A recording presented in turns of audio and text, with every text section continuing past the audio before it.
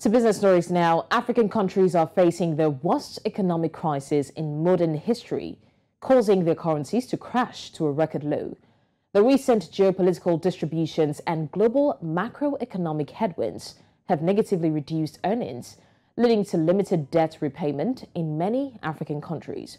Now, many of these nations also owe billions of dollars in loans that are set to mature soon, but a good number of them are already showing signs of default.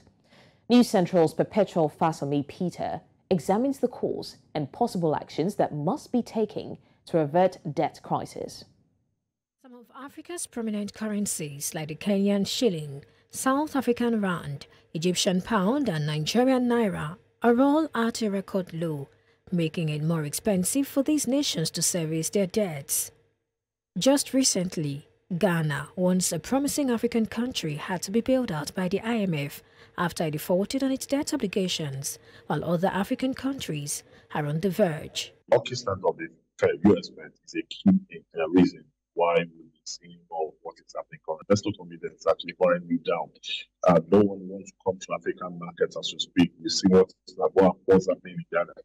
We've seen what happened in Zambia. We've seen what's currently happening in Kenya. And so a lot of people rather want to keep their money where they know that, okay, their investment is safe. Import dependence, like African countries are more import dependent.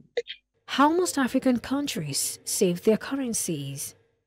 Another thing also is how to be more productive. And I think we consume more than we actually produce. So we need to actually flip it all the way around. We need to produce more than we can find a way around that, because what that would mean is that we can strengthen trades among African countries and at the same time find a way to actually improve productivity, which in the long run will come to actually strengthen our currency. We need to improve on our debt sustainability. We need to improve on our debt management.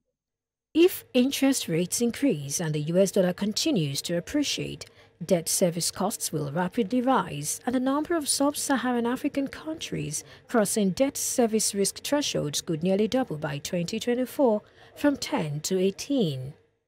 Dire, you might say, but what are the options available to these countries? Nigeria, for example, how can you actually start this debt obligation with almost 100% of your revenue?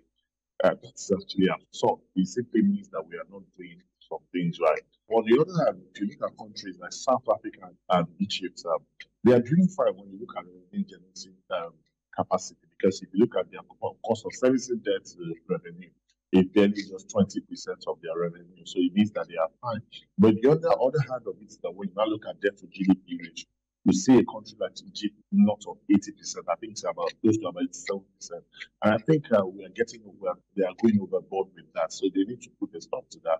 They need to find a lasting solution to actually, because if you continue to go in that direction, simply you get to a level where Ghana actually found themselves. Countries in debt distress do not necessarily have high debt stocks. What matters is their capacity to service their debt. But can this be done when revenue is low with an ever-increasing expenditure? Perpetual Fasami Peter reporting for News Central.